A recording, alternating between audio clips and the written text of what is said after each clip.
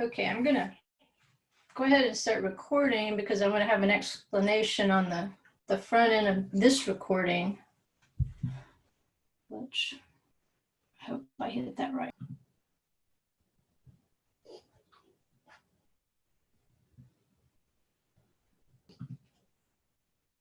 Okay, what I did last night is I hit the wrong button by mistake, and it recorded the audio and the video to my laptop.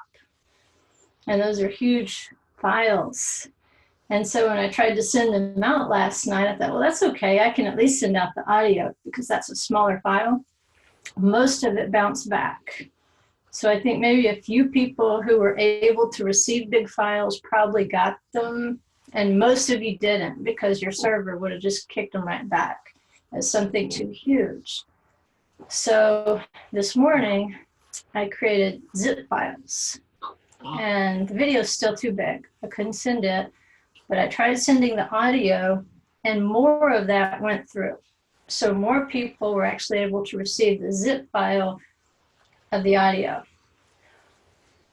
So to fix that, I'm waiting on my tech giant to get back home from work. And when he gets back home, I'm going to have him look and see if possibly he could download both. Well, it wouldn't matter. It wouldn't have to be both. He could just take the video, which I have. It's just too huge to do anything with. If he can download that to YouTube, I can't get it up on Zoom's cloud. I messed that up. But if he can download it to YouTube, then I can send everybody last night's link to watch it on YouTube, or you can just listen to it. Either way, it won't matter. But that's my idea to fix it. He might have a better idea. He might know how to compress that file even more, where it would go through the email. But anyway, that's why I just panicked and please let me have pressed the right thing. They're so close to one another when you hit that or click on that little icon. And it seems here, I don't know if it's my fingers or my computer mouse. It's like I click on one thing and that's not what gets activated. So it's something between my brain and my finger, or my laptop's getting like slower, and it's by the time I click, it's in a different place. So I'm not smart enough to know which one of those it is and how to fix either one of those problems. If it's just my brain and my fingers, I don't know how to fix that. But anyway, what I thought I would do for you guys is, I won't reteach the whole lesson from last night, but maybe I'll just go back and recap a summary of what the new and the old means, because as we're seeing Moses assemble the tabernacle, we see there's a process that's described, and we know that we are also part of that process, that it's symbolic of who we are and Messiah and how the body of Messiah is assembled.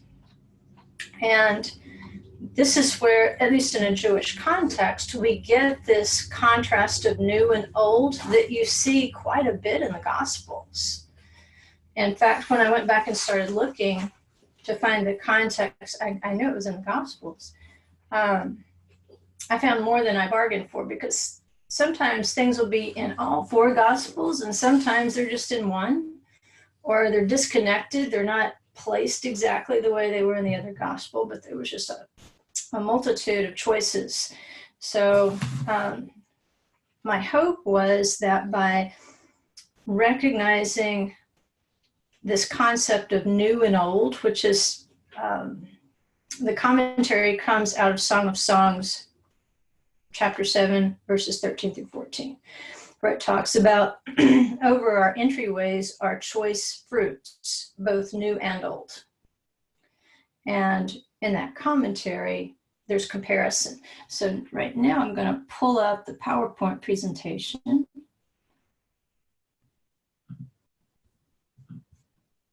And just recap that before we move on and start working more within the Gospels.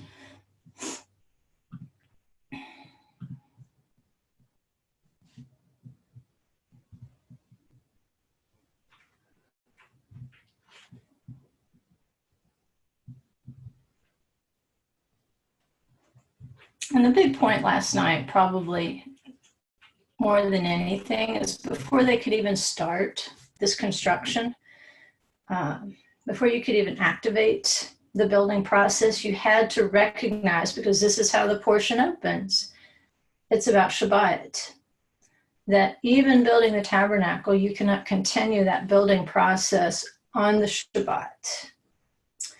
And that's a lesson to us. If we are going to be part of an assembly of Messiah, the first lesson we have to learn is Shabbat. And sometimes that's the hardest lesson to learn, because it seems like we learn something every week about Shabbat that we didn't do so well the week before. And it takes practice to stop working in terms of our creative building, because convenience, we don't think ahead a lot of times, and we think of things at the last minute, or things come up at the last minute.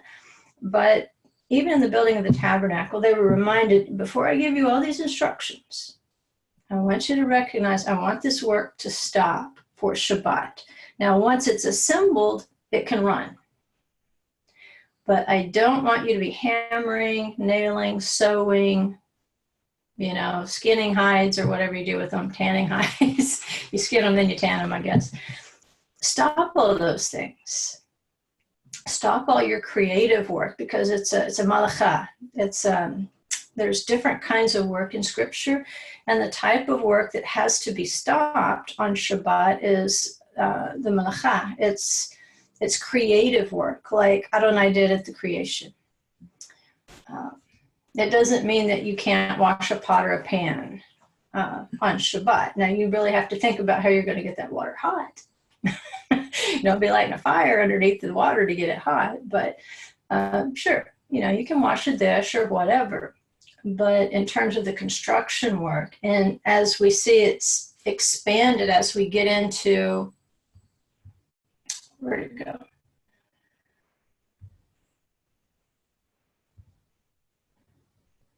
Here, we start to get this hint in Ezekiel, and then we do in the other prophets as well, that trade is not permitted on Shabbat. Commercialism has to shut down. And if we go back to what Ezekiel's saying about this being in the garden, who is being destroyed and cast down, that his transgression was a multitude of trade in the garden. And so he's trading in something. And we know that word recall, it means to go back and forth. It can be specific to the spice trade. So there again, we see the incense service of the tabernacle being turned into what it should be, instead of acts of commercialism. And it also means to go about to slander. And so we should never slander, but we should especially never slander on Shabbat, because that's a garden ejector. The garden just ejects you out when you proliferate in your trade and slander, which, according to this text, where does pride come from?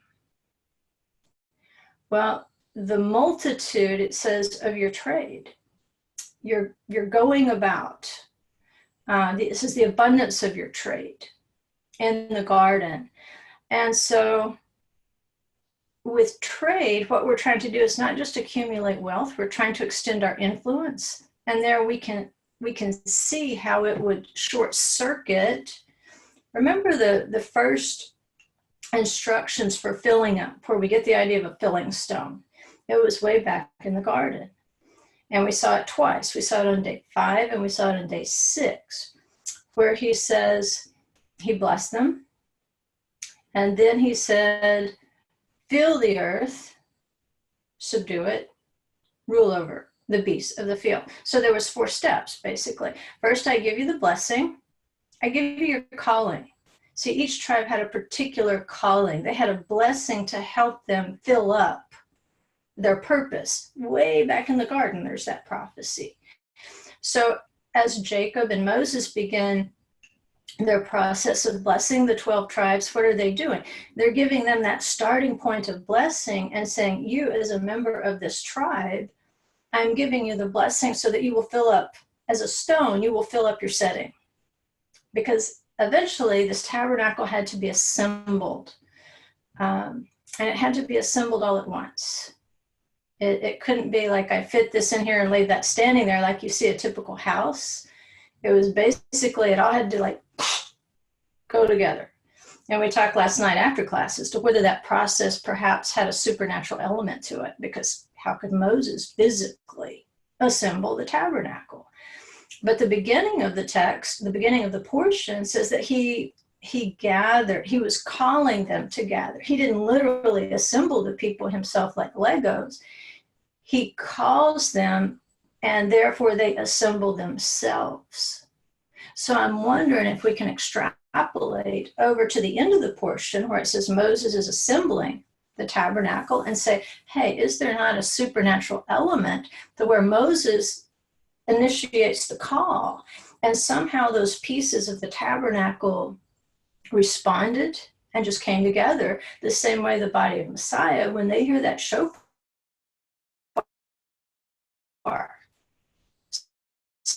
sound,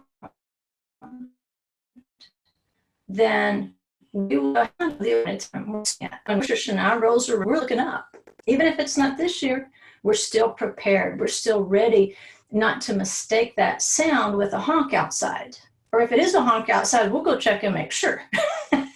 Why? Because there's expectation. So perhaps as they're these wise-hearted people, they're weaving and smelting and doing all the sorts of things they need to do to build the tabernacle.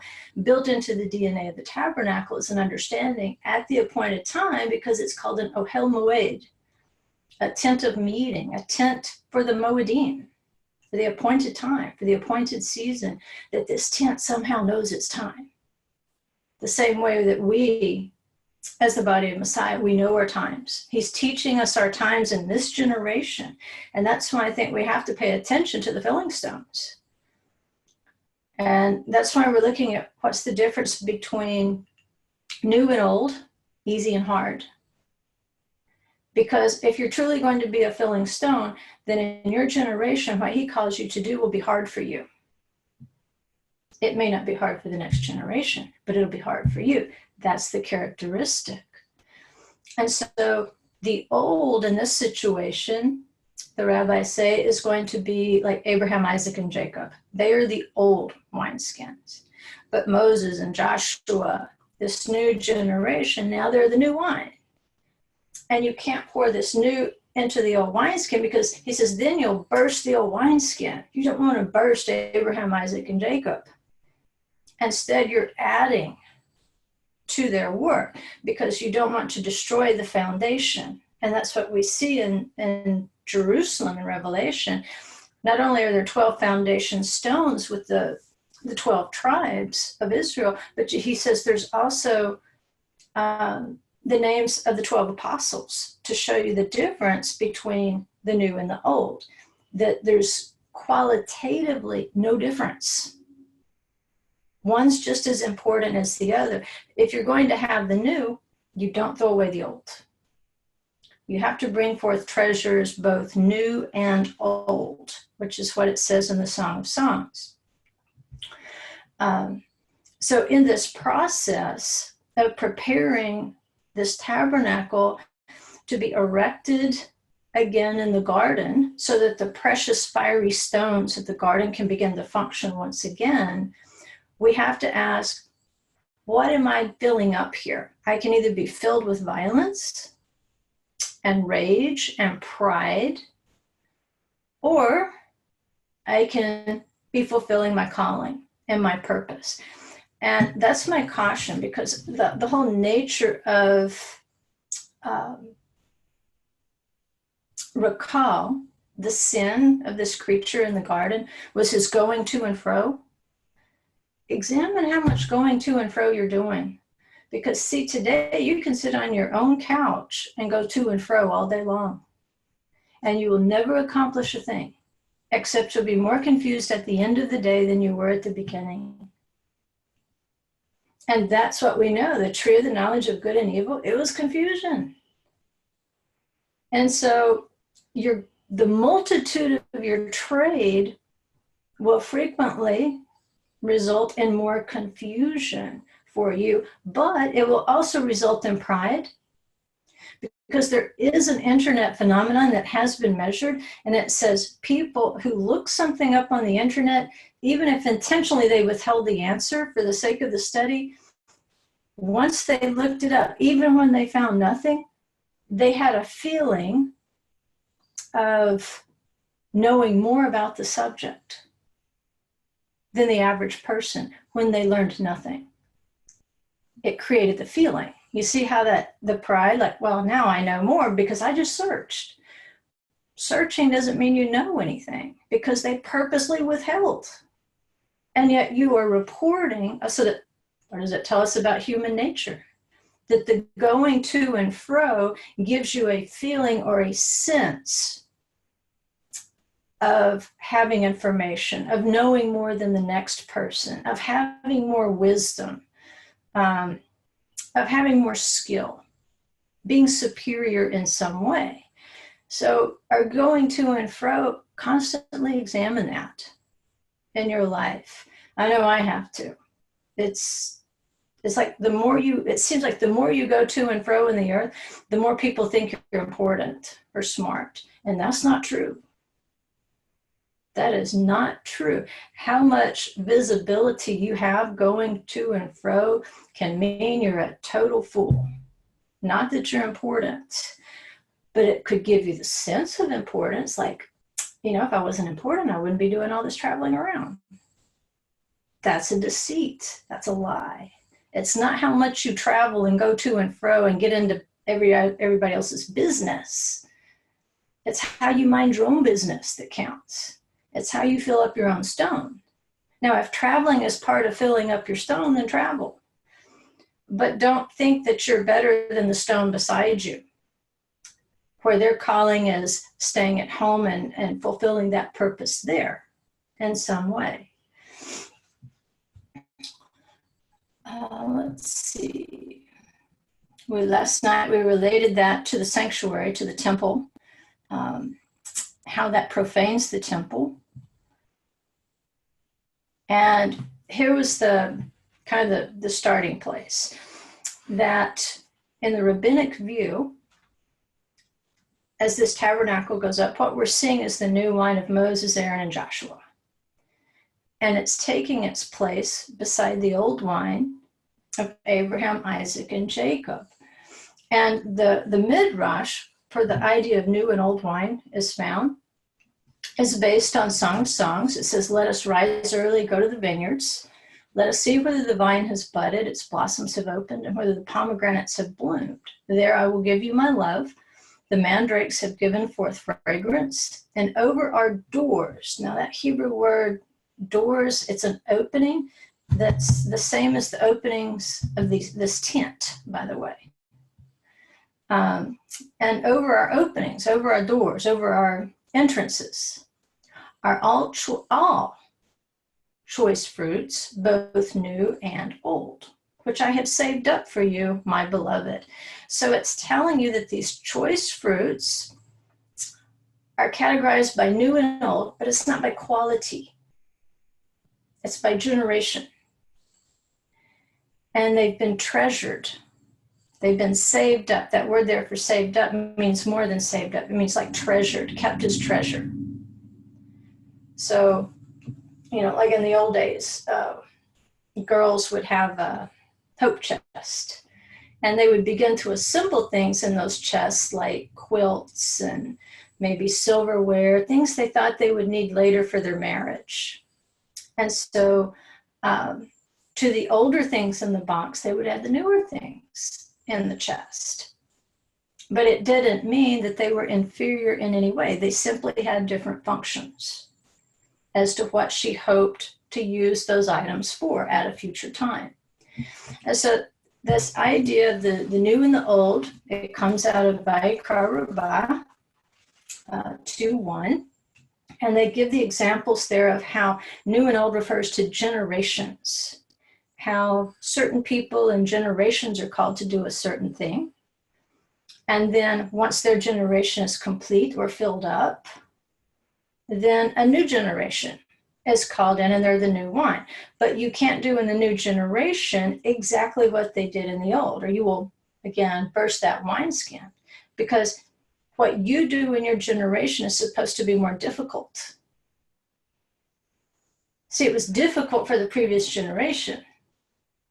But now that they've established that, for us to simply walk in what's already there and keep going in circles, that's too easy. He wants us to add another layer of difficulty. And then our children, he will add something to them.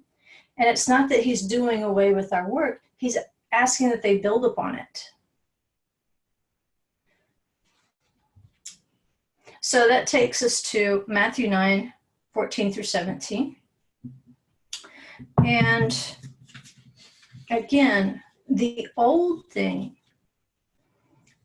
and that rabbinic viewpoint, Rabbi Salanter commented on it. He says an old thing is something that is easy because it's gone before. A new thing has not been established. So you have to work harder to function in that calling or that thought pattern or that spiritual direction. Would you agree that your thought patterns as it concerns your faith walk is different from your parents or your grandparents? Absolutely. Why? Because you're fulfilling in your generation. You're walking in that new wine. So it has to be more difficult. If you only did what Grandpa did, it would not be hard enough. You would not be actually filling up the stone. So you've got to reconcile really what Grandma and Grandpa did in their generation and consider what you're doing, building up on that foundation. Because you don't want to dishonor the old wine. And Yeshua even talks about how we don't want to break that old wineskin with new wine. You can't try to force it in there. So it's not comparing quality, it's comparing uniqueness. What we are called to do in this generation is unique. No other generation can do what we're doing right now. And we can't go back and relive our grandparents' generation. That's the way it works. So we can't compare Abraham, Isaac, and Jacob to Moses and Joshua and Aaron. They had different things to do.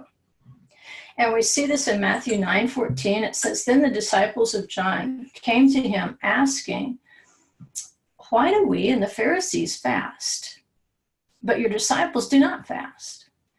And Yeshua said to them, the attendants of the bridegroom cannot mourn as long as the bridegroom is with them, can they? But the days will come when the bridegroom is taken away from them, and then they will fast. But no one puts a patch of unshrunk cloth on an old garment, for the patch pulls away from the garment, and a worse tear results. Nor do people put new wine into old wineskins. Otherwise, the wineskins burst, and the wine pours out, and the wineskins are ruined. But they put new wine into fresh wineskins, and both are preserved. So right there, Yeshua is teaching the same lesson. We're not trying to do away with the old wineskin or the old wine. We're not trying to say that the new wine is inferior. We're saying that we have to preserve them both. And so the context in which he teaches that is John's disciples. We know that John came to prepare the way of Yeshua. So we can see even within one generation, there's a demarcation line between the preparation of John and his disciples that they made for Yeshua and his disciples, and then what Yeshua and his disciples had to do in this very short window of time. And then once again, what kicks back in, he says, and then you're going to fast.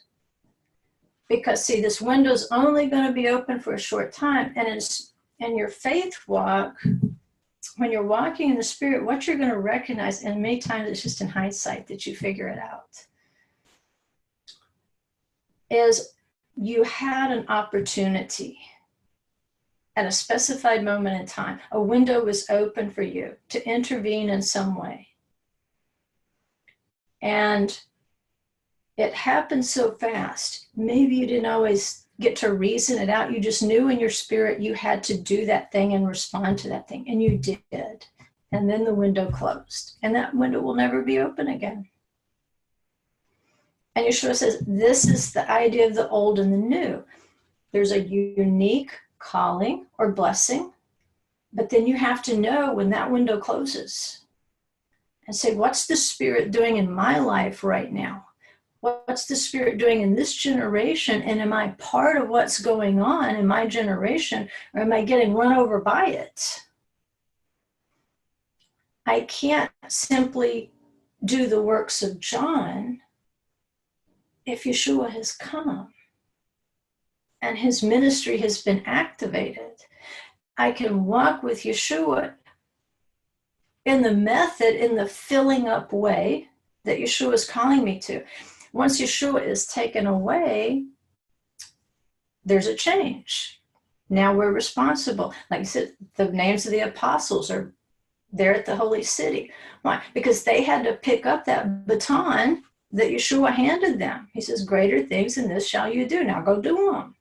You know, don't stand around. What did the angel say? Why do you stand just gazing into the heavens? There's a lot of believers just gazing into the heavens, trying to figure out where Yeshua went, because they haven't learned to fulfill their own purpose. So they're a little lost in terms of what should I be doing with myself right now. The great thing about it is he puts it right in front of your face. He tells you what to do. Stay in Jerusalem. He'll give you the next step. He may not give you all the steps, but he'll give you the next step, even if the next step is waiting. That's important, because that's exactly what he told the disciples to do. Basically nothing. Tarry in Jerusalem. Wait until what? The appointed time. Wait until the feast, because you know that time. You know something's going to happen at that time. And if you do the things you know you're already supposed to be doing, then you will be there at the right place and the right time for the next window to open for you. And so Yeshua is teaching this in the context of, we do these things at this time, and then we do these things at this time, and then our descendants do these things in their time, and one is not qualitatively better than the other. We want to preserve both the old and the new work, because even if you're new today, to the next generation will be old. They'll have to build on what we have done, or hopefully ignore dumb things we've done. And that's what every generation has to do. You look back, you evaluate what the generations before you, how they erred, and then you say, okay, I don't make that mistake. It's not an excuse to hate on the church or the synagogue or whatever. That's not your job. Your job is to say what was not righteous, what was not according to the word in that generation. Let me ask him what I'm supposed to be doing right now that will build on whatever good was done. Let me build on that. The rest of it, it's wood, hay, and stubble. It's going to get burned up anyway. It's not my job to burn it. Like this being in Ezekiel, he says, the fire's going to consume you from within and turn you to ashes. You don't have to turn people to ashes right now. Just, keep your eyes on your own ashes. Wow. Had a fit, didn't it? All right, here's another one. Luke 5:39. It says that no one, after drinking old wine, wishes for new, for he says the old is good enough. Right? Again, it's not comparing the quality or the taste of old and new wine. What he's saying is the old wine, as the rabbis taught, was that which is now easy because it's already been established. If you're a lazy believer, you're going to say, the old is good enough. You know, I'll go to church on Sunday, I'll pay my tithe, you know, I'll contribute to a few charities, I'll try not to hurt anybody, and it's all good. That's too easy. That's way too easy. In your generation, you have to know what window is open. And this generation, the opportunity is there for you to study the Torah with the aid of people who have studied the Torah for thousands of years. You have the ability to learn the Hebrew alphabet. Your grandparents didn't care about the Hebrew alphabet unless they went to an Ivy League college and had to have it, you know, as a core class. They didn't care about Hebrew unless they were going into scholarship or something. The average person didn't care about Hebrew or how to access it. It was a dead language. And so now we've got Hebrew as a living language, a language you can have a conversation with. That window's open. So you're like, I'm taking that one. You know, if this hasn't happened for the last 2,000 years and I see that window's open, I have to go explore and see if that's part of how I fill up my purpose in my generation. The lazy believer says, that's too hard. I don't want to learn a new language. That's too hard. I'll have to give up playing bridge to study, or I don't know what people do. Bridge was probably like Dennis the Menace days. But if you play bridge, I'm sorry. I don't even know what it is. I think it's a card game. We have to know the opportunities and say, all right, it doesn't mean I have to give up all fun in my life. Surely not. I can still have good times with my family. I can still have hobbies. I can still have an avocation. But if he's telling me in order to fulfill my purpose, I have to choose some hard things. Let me find out. Don't choose it just because it's hard, but choose it because it's the hard thing that he's called you to do. Choose it and do it. Don't sit there and say the old is good enough because there's too much fun I would have to give up. Well, probably in the long run, in hindsight someday, in immortality, you'll look back and say, you know what, all that fun I had, so much of it burned in the trip over the river. At the time, I thought it was good because it was, you know, it was easy. I could trust it. Grandma and Grandpa did that. You know, for the last 500 years, this is what our family has done. But you know what? He opened a window for me. And had I spent more time on the other side of that window doing more difficult things, I would have acquired things that would have made the trip, that would have survived the trip across the rivers. And that's what Rabbi Salanter says about study. He says when one first undertakes this study, and he's talking about the study of the Torah, it is considered new and very difficult. However, with both time and the discipline of set and organized study, it becomes easy. And the ease is due to the habit. Its reward is and always remains abundant. So, you know, I was showing the class last night, we were talking about the Hebrew class. And when I was saying how happy I was that they were learning script right off the bat, because you can write so much faster in the long run.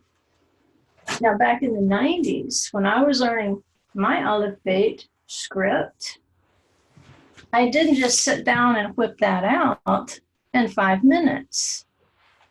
It was very laborious. I couldn't sit there and write a paragraph, which that's it's about the Super Bowl, but never mind. I couldn't have done that because it wasn't easy at that time. It was difficult. And so I got that graph paper so I could learn to make the letters until it wasn't like drawing a letter, it was actually writing the letter. And now, sometimes I'll just sit and start writing in Hebrew when I'm taking notes. there's like 50-50 chance English or Hebrew. It depends on what I'm trying to take the notes about. But it wasn't easy when I first started. You start taking that window and you'll become more and more willing to do the difficult thing because you realize the reward that's inherent in tackling those difficult things. Assuming that that's in your plan, that that's part of your filling stone. So again, that's another context for new and old. If you're a lazy believer, the old wine's good enough. But if you're that good and faithful servant, then you're going to tackle those things that are the new wine. And you're actually going to start wishing for the new. Instead of saying, I wish people would just leave me alone to, do what I've always done. Don't make life too hard for me.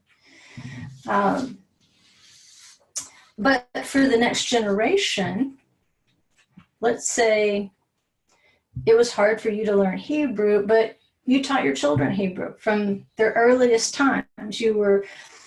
While you were pregnant, you were reading them things in Hebrew or teaching them the Aleph Bet, and they grew up knowing it. Well, there's not as much reward for them because it's too easy. They have to do what they're called to do based on building on that foundation that you put into them.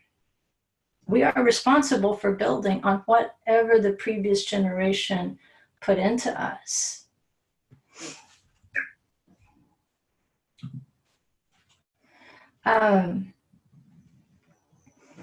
This is another.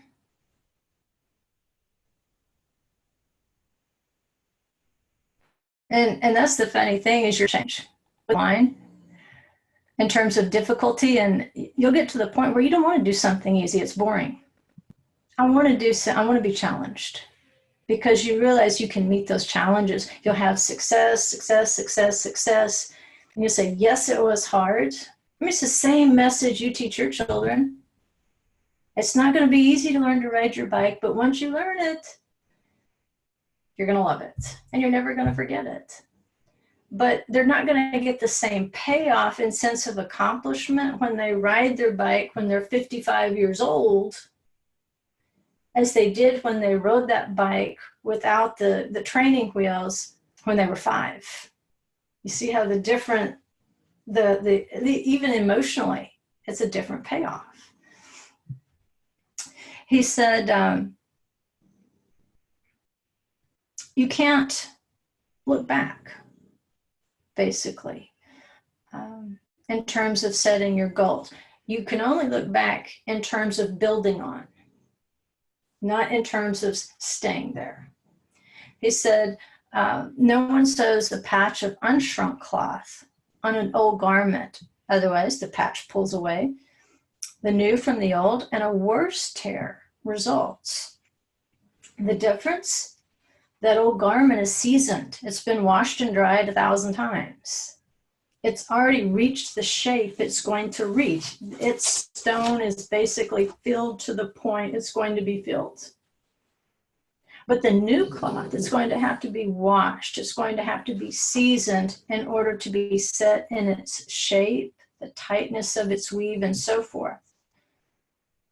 And so it's impossible, really, just to sew what you do onto the old garment. It's a brand new garment. Now, it's based upon, and he's just using different examples to show, don't try to artificially stitch it in there.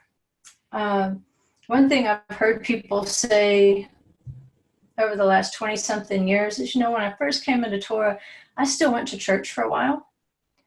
And then after a while, I just couldn't do it. It was just like trying to stitch something new into something old. And it wasn't that I was angry with them. It's just that I didn't fit in anymore.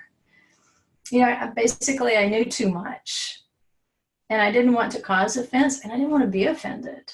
And so I ended up finding, a Torah-based fellowship, or starting a Torah-based fellowship, not out of anger and resentment, but of, I just didn't fit. I couldn't keep stitching myself into that old garment because I was changing. I think that's what Yeshua is talking about. You have to discern your time and know when it's time to start making a new garment instead of stitching onto something that doesn't really fit you anymore, because you're new cloth. You've moved into what your generation has been called to do. Matthew 13, 51 and 52, Yeshua asked them, he asked the disciples, he said, have you understood all these things? They said to him, yes. And Yeshua said to them, therefore, every scribe, and remember, a scribe has to know how to copy the text of the Torah, the prophets, and the writings exactly. No mistakes, no errors, zero errors. Every scribe who has become a disciple of the kingdom of heaven is like a head of a household who brings out of his treasure new things and old. Now that makes sense according to what the rabbis were teaching about the new and the old. Generationally, you have to distinguish the fruits of one generation of righteous to another generation of the righteous. Our parents, if we had godly parents, they were righteous in their generation. And that's how they're going to be judged and rewarded. You say, well, Grandma and Grandpa didn't know about the Sabbath. What's going to do? Are they going to burn up? No, of course not. That's why there's a lower garden. He doesn't zip you up straightway to the upper garden so that you just are consumed by the glory. The lower garden is for teaching. That's why Miriam says, Rabboni, when she sees Yeshua, my teacher. Are the ones who have gone before, who functioned in their calling. What do you say? Your children will be taught of the Lord. Well, see, they were new in their generation. They were the children of their generation. And so they're being taught. They're going to be brought up to speed before he would ever expect them to cross into a place that would destroy them. So that's good news. Because they are treasure old, we are treasure new. Some days we're going to be the old treasure if there's another generation. And he doesn't say he tosses out the old treasures. He says he brings them both out. It's like you don't want to destroy the old wineskin. And then he goes on, let me advance this. He goes on and he says, the kingdom of heaven is like a treasure hidden in the field, which a man found and hid again. And from joy over it, he goes and sells all that he has, and he buys that field. There's all kinds of fields out there in the world, but he's talking about a person who has found his purpose in his generation. And he realizes, now I know what I've been called to do. I recognize this open window. Like Yeshua was saying to the disciples of John, my disciples have recognized their calling is unique. Now that I'm here, they're not going to do the things of John, like the extra fasts and so forth. Instead, they're going to rejoice with me, and then they can fast after I'm gone. They're recognizing they have to sell everything. They left their family, they left their jobs, they left their friends for around 3.5 years. They sold everything for that field because they found it. And there was a treasure hidden in that field. It was worth their whole lives to walk with Yeshua just for a few years. And they did it with joy. I don't know if somebody just called and said, hey, I want you to quit your job. You know, you'd be like, well, how am I supposed to feed my wife and kids? Just have to trust me, right? How many people would trust enough to do that? But you have to recognize there is a role that he has given you a blessing for. If he's blessed you, it means he's given you a gift to do it. You have a gift. And he's blessed you, and then he wants you to multiply within that gift, whatever it is. You have to sell everything to develop that gift. that he's put within you. You have to totally sell out in your generation. And you're going to develop that field for its fruits. You're not going to go develop someone else's field. So there were 12 tribes. They had different callings, different blessings. You have a unique blessing. So you don't have to try to do what someone else is blessed and gifted to do. You have to do what you were called and blessed to do. You have to sell everything for it. And he goes on in 1345 and he explains it again. He says, again, the kingdom of heaven is like a merchant seeking fine pearls. And upon finding one pearl, just one, because that's going to have meaning over in Revelation, one pearl of great value, he went and sold all that he had and bought it. That merchant's going to see a lot of pearls in his lifetime, but there's only one pearl that's going to matter. Just one. That pearl is his calling. It's going to be that treasure of his being able to say, that was my purpose in my life. And I sold everything. I sold out to that purpose, whether it was raising godly children, whether it was through a certain vocation, whether it was through evangelism, whether it was teaching. Some people are just givers. They help other people do what they're called to do by donating. They have the ability to make money, and they own the reward of those fields just as much, because that really is their field, to help others. There's called a ministry of helps in Scripture. You will know what it is because it'll be based on inherent gifts or a gift that he's placed within you. So your reward is not going to be based on all those other pearls you found. It's going to be based on that one pearl that you know was worth your life. Just one pearl. It's only at the end of days that you're going to see how the old and the new pearls will eventually be merged into one of 12 gates. Openings. Remember the idea of the openings? Over the doors, it says, are these fruits. Right? So it says each of these gates, it was just one pearl. And you say, well, pearls are like this. How can that be one pearl? One pearl. Because these people sold everything they had for that treasure. I showed them their purpose in life, and they sold out to it, to serve me. And so there's a process there of merging the old and the new in the gates of the city. And you see how one is not inferior to the other, that the good things that the righteous did 1,000 years ago will be merged into the good things that we do in our generation. It's all going to be one beautiful, unified gate of going through. It's an entryway. And so there again, you can go back to the Yashbeh, the jasper of Benjamin, and how it had all the colors of the other tribes. That even though all those other colors were in there, it was just one type of stuff. It was everything, but it was one thing. And so we don't compare the work of one generation to another because they're also planted in a certain moment in history that limits their opportunities and so forth. But if he has put us in a generation where our opportunities are virtually unlimited, look how much more accountability we have.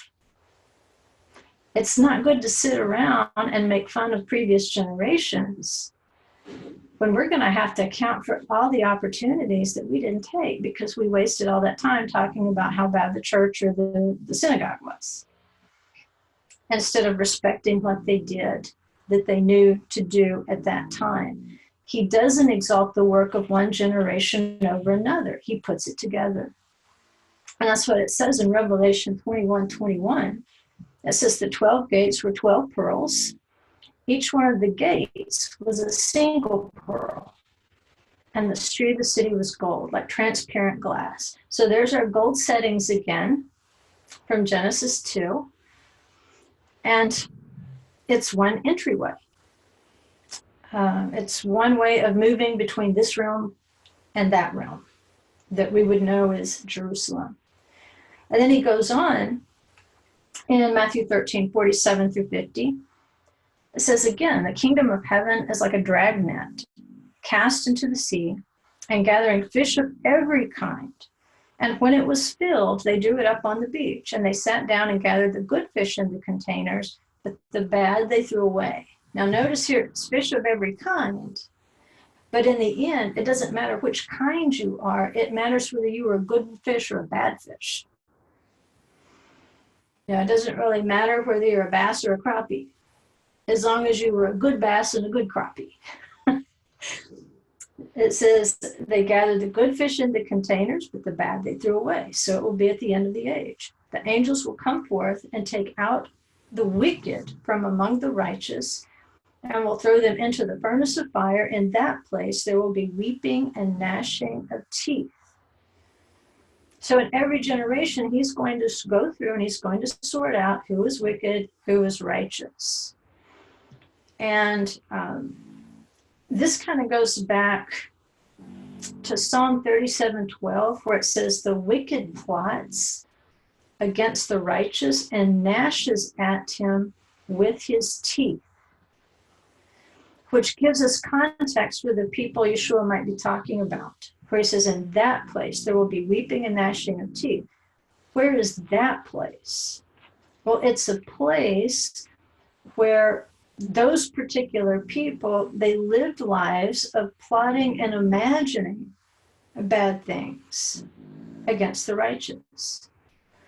So they were gnashing on them with their teeth in their lifetimes, and the bad news is they will continue doing that. They've kind of been set in their ways. And so just like that creature in Ezekiel is being cast into the furnace, we see that in the same way, those who are like him, who have been lifted up in pride to the point that they're imagining plots against the righteous, which is what the serpent did. He imagined a plot. There's an old saying, and I don't know who said it. I know the guy that quoted it, but he quoted it in Spanish. So I have no idea whether it was a Spanish writer or philosopher or English. But he said, imagination is man's most godlike characteristic. There's a truth and a lie in that statement, I think, because it's imagination, like it's saying in Psalm, that starts to work, and then you start plotting wickedness. But imagination, that same power of imagination, it says in Proverbs 31, the woman who considers the field, the vineyard, and plants it, and she buys it, and she reaps the fruit of it. That's the good imagination. Oh, there it is. So let's go back to the Song of Songs. That imagination can cause us to be lifted up in pride, which is what we see in the garden with that creature. He starts imagining ways that he will not have to be part of the authority structure that was set in place. So let's go back to the original thing it was based on in Song of Songs. It says, let us rise early and go to the vineyards. At the resurrection, rising early has to do with the resurrection, by the way, where you get that kumi, ori, and so forth, the Allah offering, those things that mean to go up. So at the resurrection, when we rise early, the first resurrection, that's rising early, the first resurrection, not the second resurrection.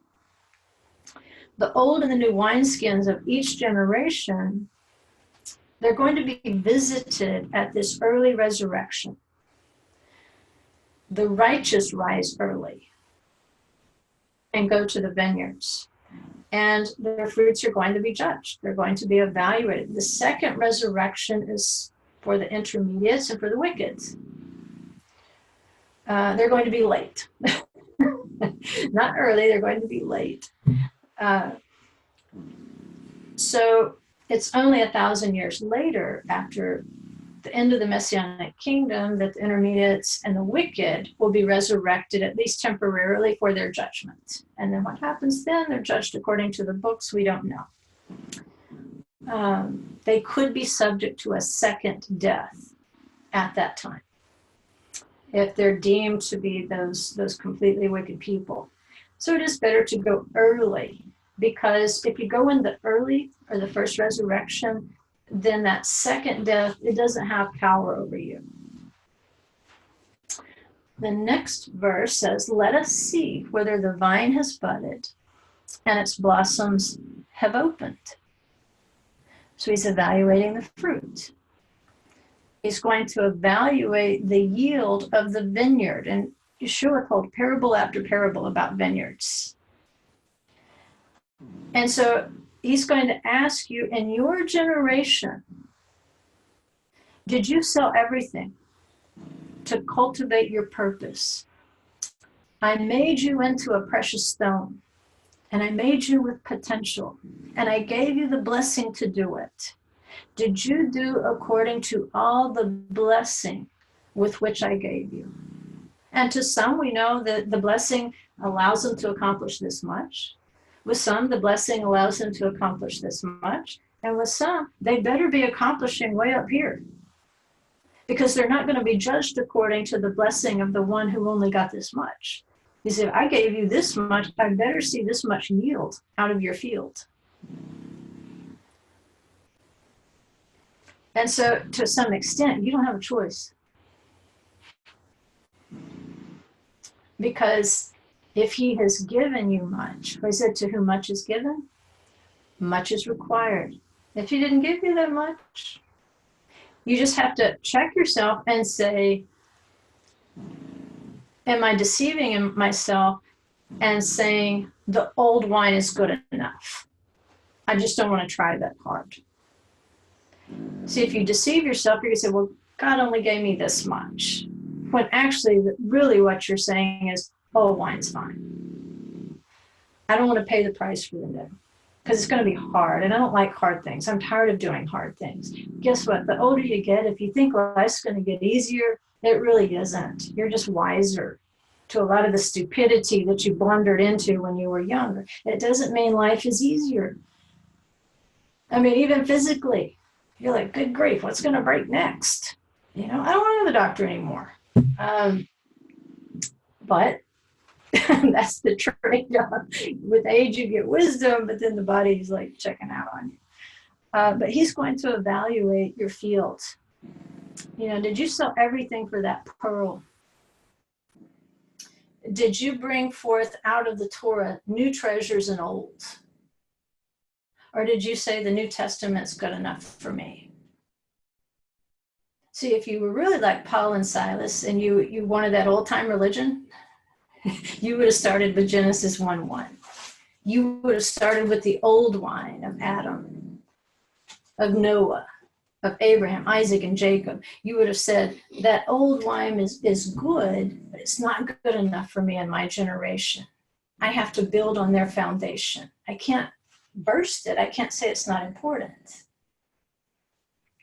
He's going to evaluate the field. And I don't know if you've ever been to a large farm and just walked with a farmer down the rows of the crops.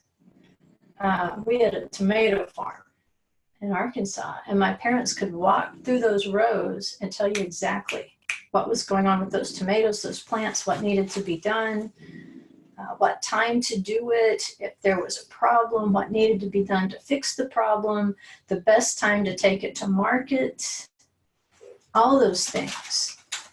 And then a real farmer, they know everything. They know when to cut the hay because they just know. They know how long to cure the hay. The average person's going to bale it way too soon. It's going to be wet, then it's going to mold. You have to know precisely. And Yeshua knows our field. He knows how faithful we have been to take the blessing he gave us and to begin to bear fruit. Next it says, and whether the pomegranates have bloomed, there I will give you my love. Pomegranate pips represent the commandments of the Torah. That's why they generally run around that 613 pips. He wants to know, have those commandments bloomed into good fruits as a result of, specifically, love? He pairs the commandments of the pomegranates. He pairs it with love. Just like Yeshua said, if you love me, you will keep my commandments. If you begrudgingly kept his commandments, that's not love. He wants to see your commandments bloom because of your love. And then it goes on, it says, the mandrakes have given forth fragrance.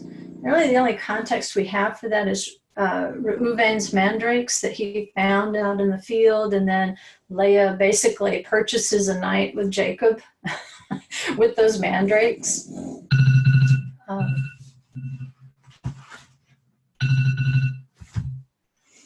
But I put the Hebrew in there so that you could see some wordplay in the Hebrew. For those of you that can read the Hebrew, if you can't, just kind of look at the bold print of the Hadu Da'im, which is the first word, and then compare it with Dodi toward the bottom on the second line, and just kind of disregard Tzefanti. For right now, Tzefanti, you've heard that word probably in a song before. It's an older song. It goes like, Beli bi Tzefanti, Beli bi Tzefanti. It's in my heart I've hidden your word, O Lord. Okay, so the mandrakes, like that inside element of the mandrakes is the dod. Dod, Dalet, Vav, Dalet. That's how you spell David, King David. His name means beloved. And you spell it the same way forward and backward, by the way. So a mandrake, like the inside of what that fruit is, it's beloved. And then you've got that wordplay there where he talks about my beloved. Let me see, did I put that on there? Yeah, it's down there at the end, which I have saved up for you, my beloved.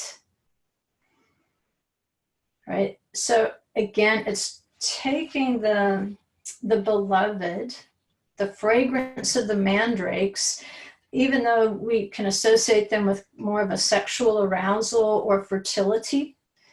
In the case of Rachel and Jacob and Leah, but that Hadu Da'im and the beneficiary, the beloved, Dodi, I think that's the relationship it's trying to draw there.